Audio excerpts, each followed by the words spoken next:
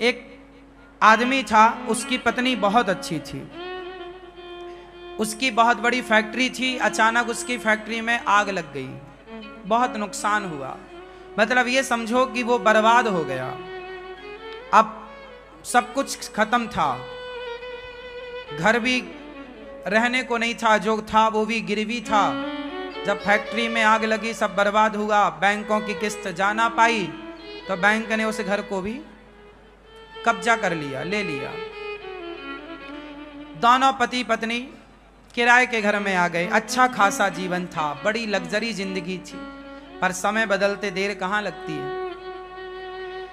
उसकी पत्नी और पति दोनों बेचारे किराए के घर में आ गए और पत्नी ने अपने पति से कहा, सुनो, मेरे पास कुछ मेरे आभूषण हैं, मेरा हार, मेरे कान के झुमके, आप वो ले जाओ, उसे बेचकर अपना फिर से कोई काम स्टार्ट करो।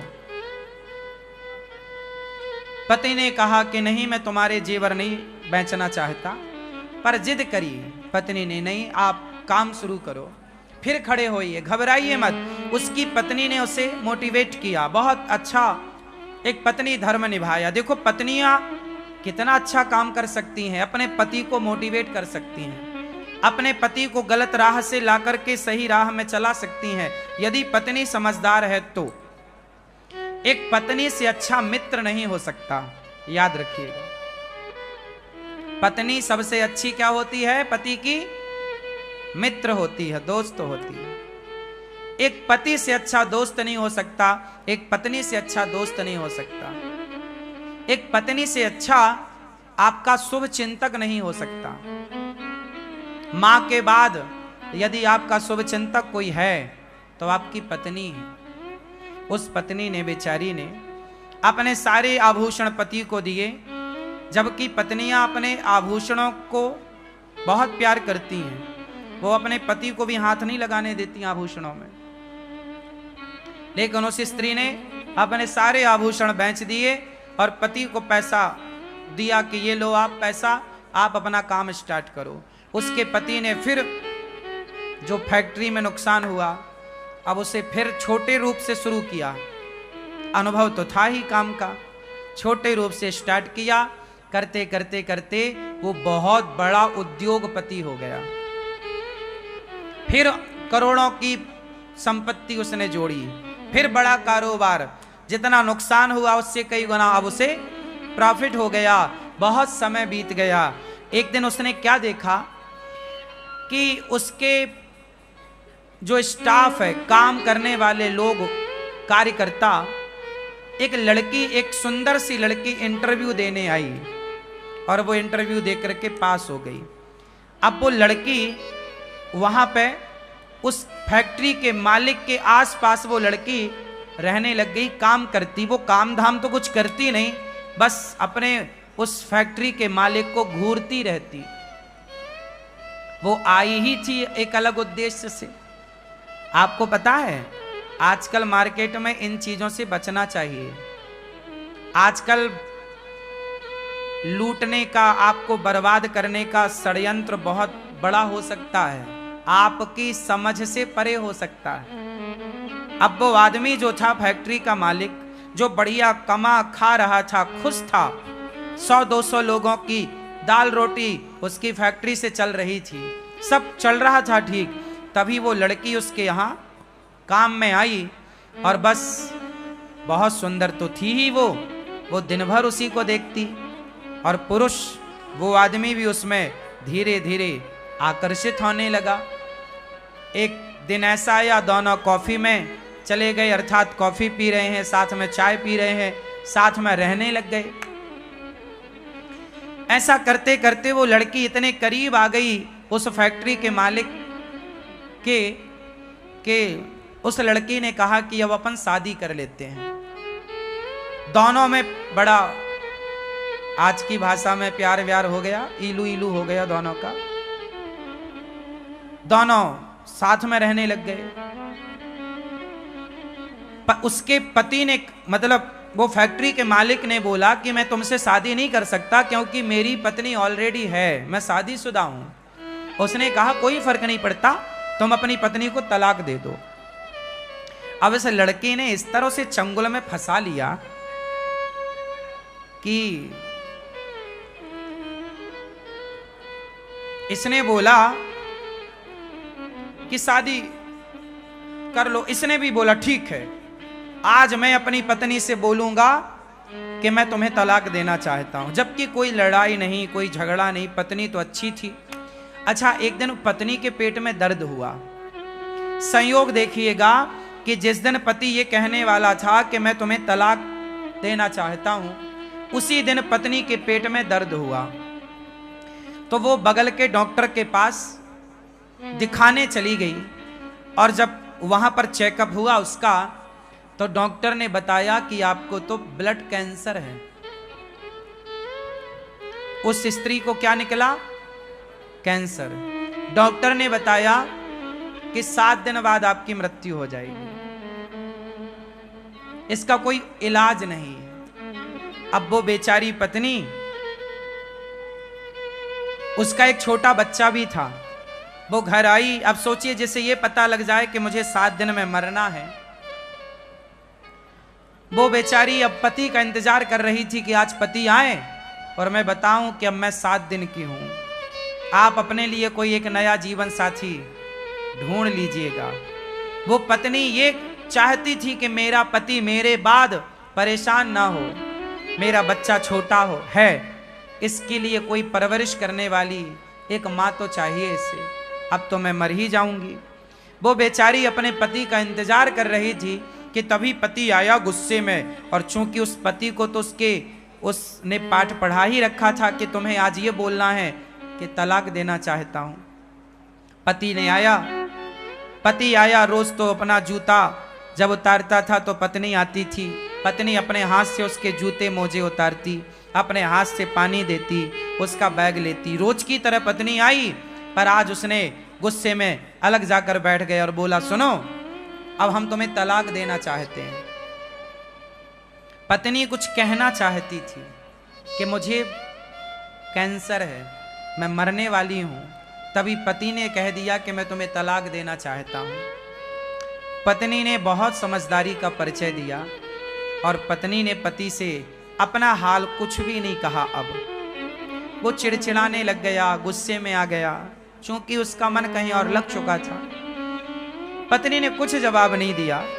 पत्नी ने कहा, अच्छा ठीक है, आप मेरे से तलाक लेना चाहते हैं? हाँ, मैं 7 दिन बाद आपको तलाक दूंगी। मैं आपको 7 दिन बाद तलाक दूंगी, परंतु आप मुझे इन 7 दिनों में जैसे पहले प्रेम करते थे उसी प्यार से आप मुझे 7 दिन रखेंगे। 7 दिन बाद मैं आपको तलाक दूंगी। पति को लगा ये तो बहुत सस्ता है, उसे तो लगा ये कोई अपना हिस्सा मांगेगी, पैसा मांगेगी, प्रॉपर्टी मांगेगी, पर उसने तो कुछ भी नहीं। उसने कहा मुझे कुछ नहीं चाहिए, केवल आप मुझे 7 दिन खूब प्यार कीजिए, रोज अपने पास बिठाइए, मेरे पास आकर बैठिए, मेरे साथ खाइए, नाश्ता मेरे संग कीजिए, भोजन मेरे साथ कीजिए, रात्रि को प्रेम पूर्वक हम दोनों पार्क में घूमेंगे और आप हमारे साथ रहेंगे। आप हमारे लिए वैसी ही बातें करेंगे 7 दिन जैसे शादी के बाद आप हमसे करते थे। पति को लगा, अच्छा पति को नहीं पता था कि ये केवल 7 दिनों की है, लेकिन अब पत्नी को पता था कि अब चलो मैं तो 7 दिन की हूं, पर इन्हें तलाक देना है, कोई बात नहीं। अब सोचिए उस स्त्री का दिल कितना बड़ा रहा होगा। कोई और होती तो भड़क जाती, पर उस स्त्री ने कोई जवाब नहीं दिया। एक दिन बीता, उसके पति ने भी खूब प्यार दिया उसे, बनावटी प्यार था अब तो, पर किया। रोज उसके साथ अच्छे से खाता पीता, चलता फिरता, टहलता, हंसता, सब बढ़िया। 7 दिन, 1 दिन, 2 दिन, 3, 4, 5, 6, आज 7वां दिन था, आखिरी। आज पत्नी ने अपने पति की आरती उतारी, उसके माथे पर तिलक किया और आज उसे उसके काम के लिए भेजा जहां वो फैक्ट्री रोज जाता था। और जब उसका पति आज घर से गया ना, तो उसके मन में विचार आया कि मेरी पत्नी देखो मेरे से कितना प्यार करती है। मैंने कहा कि मुझे तलाक चाहिए, तो उसने मेरे खातिर कि यदि मैं खुश हूं तो मेरी खुशी के लिए वो तलाक भी देने को तैयार हो गई। अब बताइए इससे बड़ा प्रेम क्या होगा। यदि पति तलाक चाहता है तो पति की प्रसन्नता के लिए वो तलाक देने को तैयार है। वो मेरे लिए, मैंने तलाक का बोला फिर भी वो मेरे से प्यार करती है। और ये जो लड़की मुझे मिली है ये तो मेरी दौलत की भूखी है। मेरी पत्नी ने तो अपने जेवर बेचकर मेरा ये कारोबार खड़ा किया। मेरी पत्नी मेरे सुख में मेरे दुख में सदा रही है। आज मेरी पत्नी ने कितना साथ दिया आज तक, और मैं किसी एक लड़की एक स्त्री के चक्कर में आकर एक सुंदर पत्नी का, एक पतिव्रता नारी का मैं त्याग कर रहा हूं। लो भैया, अचानक भगवत कृपा देखो, उस आदमी का हृदय परिवर्तन हो गया बिना कुछ के। याद रखिएगा, ईश्वर न्याय करते हैं, ईश्वर न्याय करते हैं। उसका हृदय बदल गया और वो आज सारा काम छोड़कर ऑफिस का दिन को ही भागा घर की ओर के मैं अपनी पत्नी से माफी मांगूंगा, सॉरी बोलूंगा कि मैं तो जो तलाक का बोला मैं मजाक कर रहा था। उस लड़की को उसने अपने दफ्तर से हटाया, काम से निकाला। उसके चक्कर में उसने कहा कि मेरी पत्नी के गालों में झुर्रियां पड़ गई हैं। ये लड़की जो मुझे मिली है ये बड़ी सुंदर है, मैं इस सुंदरता के कारण इस पे मर रहा था, जबकि मेरी पत्नी ने मेरा कितना साथ दिया। संसार की चमक दमक सुंदरता पे नहीं लट्टू होना चाहिए। आपकी पत्नी आपकी जीवन संगनी है, उसे छोड़कर पराई स्त्री के बारे में सोचना पाप है। चमड़ी का मोह, चमड़ी से इतना प्यार ना करना, चमड़ी के इतने गुलाम ना हो जाना कि आप उस चमड़ी के चक्कर में सारे गलत काम करने लग जाओ। वो आदमी फैक्ट्री का मालिक दौड़ा दौड़ा घर गया। जैसे ही घर पहुंचा तो दरवाजा खोले थे। घर के अंदर प्रवेश किया, आवाज लगाया उसने अपनी पत्नी को, पर पत्नी ने कहीं से कोई रिस्पांस नहीं दिया, कोई आवाज नहीं आई लौटकर। वो सोचा रसोई में होगी, रसोई में पत्नी नहीं, यहां होगी वहां होगी, सारी जगह देखा उसकी पत्नी थी ही नहीं। तब वो अपनी पत्नी के कमरे में गया ऊपर, और जब कमरे में जाकर देखा तो उसकी पत्नी बिस्तर पर पड़ी हुई थी और बगल में एक कागज था। वो कागज में कुछ लिखा था। वो पत्नी को जगाया, अरे देखो मैं आ गया, भाग्यवान सुनो, मैं तो तुमसे मजाक कर रहा था, मुझे माफ कर दो, सॉरी। वो बहुत बोलता जा रहा, पर पत्नी तो सुनने को तैयार नहीं, वो तो बिस्तर में पड़ी। वो पड़ी क्या थी? वो मर चुकी थी, लेकिन मरने के पहले उसने एक पत्र लिखा था अपने पति के लिए। अब उस कागज में क्या लिखा? अब ये पति उस कागज तक पहुंचा और पढ़ने लगा, और जब पढ़ा तो उसमें पत्नी ने लिखा था, मेरे पति परमेश्वर, मैं भगवान से प्रार्थना करती हूं कि हर जन्म में मुझे आप जैसा पति मिले। मेरे पति परमेश्वर, आप जैसा पति पाकर मैं बहुत खुश हूं। मुझे आपसे और भगवान से कोई शिकायत नहीं है। आपकी खुशी थी, आप मेरे से तलाक चाह रहे थे, मैं चाहती तो आपको तलाक उसी दिन देती, लेकिन जब आप तलाक लेते मेरे से, तो जो हमारा छोटा सा बालक है, बच्चा है, जब वो ये देखता कि मेरे पिताजी मेरी माँ से तलाक लेना चाहते हैं, तो मेरे बच्चे के संस्कार बिगड़ते और मेरा बालक बड़ा होकर वो आपका शत्रु बन जाता कि मेरे पिता ने मेरी माँ को छोड़ा था। तो कहीं मेरे बच्चे के अंदर आपके प्रति कोई शत्रु भाव पैदा ना हो जाए, इसलिए मैंने आपको तलाक नहीं दिया। जिस दिन आपने मुझे तलाक का बोला, उसी दिन मैं डॉक्टर के यहाँ गई थी। उसने मुझे चेकअप करके बताया कि मुझे ब्लड कैंसर था, मैं 7 दिन बाद मरने ही वाली थी। मुझे लगा कोई बात नहीं, आपको भी तलाक चाहिए, तो मैंने सोचा कि 7 दिन बाद तलाक दूंगी, 7 दिन बाद तो मैं सदा के लिए चली जाऊंगी।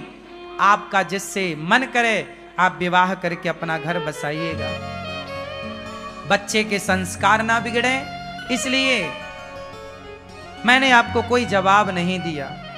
क्योंकि हमारे बच्चे जब हमें आपस में लड़ता झगड़ता देखेंगे तो बच्चों के संस्कार बिगड़ते हैं। मैं नहीं चाहती कि मेरे बच्चे के संस्कार बिगड़े। बस अब मैं कैंसर की मरीज थी, 7 दिन पूरे हो गए, मैं जा रही हूं, अब आप अपना घर बसाइएगा, आप खुश रहिएगा, ऐसा लिखकर वो बेचारी सदा सदा के लिए चली गई। अब इसका पति ये पत्र पढ़ करके जो रोना शुरू किया, हे भगवान मेरे से कितनी बड़ी गलती हो गई, मेरी पत्नी मरने की स्थिति में थी और मैं उसका साथ ना दे सका, अच्छा इलाज कराता, अच्छे जगह दिखाता, शायद मेरी पत्नी बच जाती, कोई बढ़िया डॉक्टर को मैं चुनता, शायद बच जाती, लेकिन वो पराई स्त्री के चक्कर में फंसकर अपनी एक सुंदर पतिव्रता नारी को अंत में बड़ा दुख दिया। अब कोई पत्नी को यह पता चले कि मेरा पति मुझे तलाक देना चाहता है, और वो भी अंत समय में, उस पत्नी को खुशी तो हो ही ना होगी। वो बेचारी चल बसी। कहा था उसने बच्चे को आप अच्छे संस्कार दीजिएगा। वो आदमी रोया और सारी जिंदगी के लिए मन में एक प्रश्न खड़ा हो गया कि मैंने ऐसा क्यों किया। उसने अपने आप को कभी माफ नहीं किया, फिर उस आदमी ने विवाह नहीं किया, बच्चे को पढ़ा लिखा कर योग्य बनाया। ये कहानी नहीं है, एक सत्य घटना है, एक सत्य लेख है, वो मैंने कहीं पढ़ा तो मैंने आपको सुनाया। आपकी पत्नी के साथ कभी ऐसा ना हो, आपके साथ कभी ऐसा ना हो। संसार की चमक दमक देखकर अपने परिवार को ना छोड़ना। संसार बहुत अच्छा है, लेकिन आपका परिवार संसार से बहुत अच्छा है। आपका परिवार ही आपका संसार है, आपका परिवार ही आपका संसार है। संसार कितना भी अच्छा हो, आपके परिवार से अच्छा नहीं हो सकता। अरे आपका परिवार है तो संसार है, परिवार नहीं तो संसार नहीं। संसार भी तब अच्छा लगता है जब परिवार अच्छा हो, परिवार अच्छा ना हो तो संसार अच्छा नहीं लगता। तो मैं मानता हूं कि परिवार ही एक संसार है, हाँ या ना? तो पहले अपना परिवार देखिएगा, परिवार की खुशी देखिएगा। पत्नी गोरी हो काली हो, बुढ़ापे में झुर्रियां पड़ी हो या चमड़ी ढीली पड़ी हो, कैसी भी हो, परंतु आपको अपने मन को अब काबू में करके अपनी पत्नी के साथ खुश रहना चाहिए। जिंदगी ढोना नहीं चाहिए। देखो जिंदगी को बोझ ना बना लो, चलो अब तो तुम्हारे संग रहना ही पड़ेगा ना, ऐसा नहीं। खुशी खुशी रहो, प्रसन्न चित्त से रहो, हंसते हुए रहो, मुस्कुराते हुए रहो। जिंदगी बोझा ना बने, प्यार से। और ये तब होगा जब आप रिश्तों की कीमत समझेंगे। एक बात बताएं, आज एक सच्ची बात बताएं, आजकल ना लोग रिश्तों की कीमत नहीं समझते।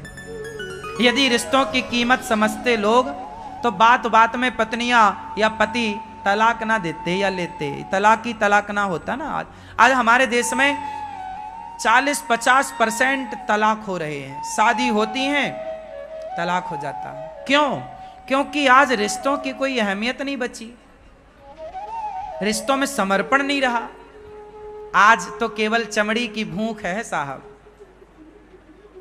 आजकल पत्नियां भी लोग क्यों चाहते हैं? केवल चमड़ी की भूख मिटाने के लिए। शादियां भी आजकल केवल वासनाओं के लिए हो रही हैं। विवाह का असली उद्देश्य लोग भूल चुके हैं। रिश्ते क्या होते हैं? रिश्तों की कीमत क्या? मां की अहमियत क्या है? पिता की अहमियत क्या है? पिता होना क्यों आवश्यक है? पति होना क्यों जरूरी है? पत्नी की क्या अहमियत है? रिश्तों में एक दूसरे का सम्मान करना होता है, एक दूसरे को रिस्पेक्ट देना होता है, एक दूसरे का आदर करना होता है, एक दूसरे को नीचा दिखाना नहीं होता। हम अपनी पत्नी का सम्मान करते हैं तो पत्नी भी हमारा सम्मान करती है। हम अपनी पत्नी पर विश्वास करते हैं तो पत्नी भी हम पर विश्वास करती है। हम अपनी पत्नी को अच्छे से बात करते हैं तो वो भी हमसे अच्छे से बात करती है। हम अपनी पत्नी से कुछ चाहते नहीं हैं तो वो भी हमसे कुछ नहीं चाहती। रिश्तों में चाह ना हो, हमें आपसे कुछ चाहिए, आपको हमसे कुछ चाहिए, तो ये तो व्यापार हो गया। और रिश्तों में व्यापार थोड़ी चलता है, प्यार हो, क्या हो, एक दूसरे का ख्याल हो। हम आपका ख्याल रखें, आप हमारा ख्याल रखें। सोचिए, रिश्ते इतने महत्वपूर्ण हैं कि भगवान भी आते हैं संसार में तो रिश्तों में रहते हैं। हाँ या ना? भगवान राम आए, भगवान कृष्ण आए तो वो भी रिश्तों में रहे। हाँ या ना? राम की 3 माँ हैं। 3 माँ में एक सौतेली माँ ने बोला कि राम तुम वनवास जाओ, मेरा बेटा राजा बनेगा। तो राम अपने रिश्तों को इस तरह निभाते हैं कि माँ भले सौतेली माँ हो पर है तो माँ। उस सौतेली का भी आदर किया और माँ के कहने से वनवास चल पड़े। कौन बेटा जाएगा सौतेली माँ के कहने से वनवास? ये रिश्तों का सम्मान ही तो किया राम ने। माँ की बात तो मानी। पत्नी ने जिद करी कि मैं आपके साथ वनवास चलूंगी, समझाया कि बहुत कष्ट होगा, जिद करी, पत्नी का साथ नहीं छोड़ा राम ने। जंगल गए तो पत्नी को साथ लेकर गए। पत्नी आपकी जिम्मेदारी है, याद रखिए। जितने पुरुष बैठे हैं ध्यान से सुने, आपकी पत्नी आपकी जिम्मेदारी है। आपकी पत्नी आपके पिता और आपकी माँ की जिम्मेदारी नहीं है, आपकी जिम्मेदारी है। जहां आप रहिए वहां अपनी पत्नी को रखिए, और जहां मां रहे वहां आप रहिए, जहां पिता रहे वहां आप रहिए। पर राम माता पिता को संग नहीं ले जा सकते थे तो नहीं ले गए, पत्नी को ले जा सकते थे, पत्नी को ले गए।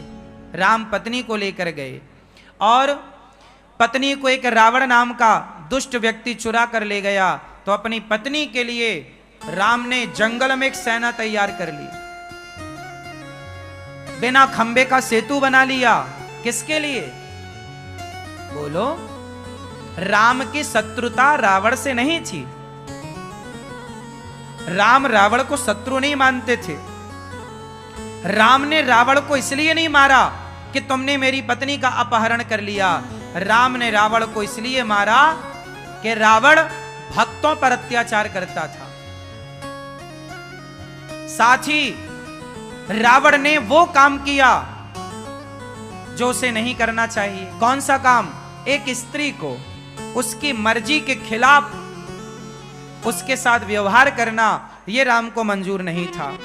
अपनी पत्नी को सम्मान के साथ वापस लाए राम। रावण को मारकर नारी के लिए, अपनी पत्नी के लिए रावण जैसी ताकत से लड़ना पड़ा तो राम जी लड़े हैं। किसके लिए? पत्नी के लिए। राम की 2 जिम्मेदारी थी, एक पत्नी और एक भक्त। भक्त विभीषण को लात मार के निकाला रावण ने, राम ने नाश कर दिया। इसलिए पत्नी का आदर करिए।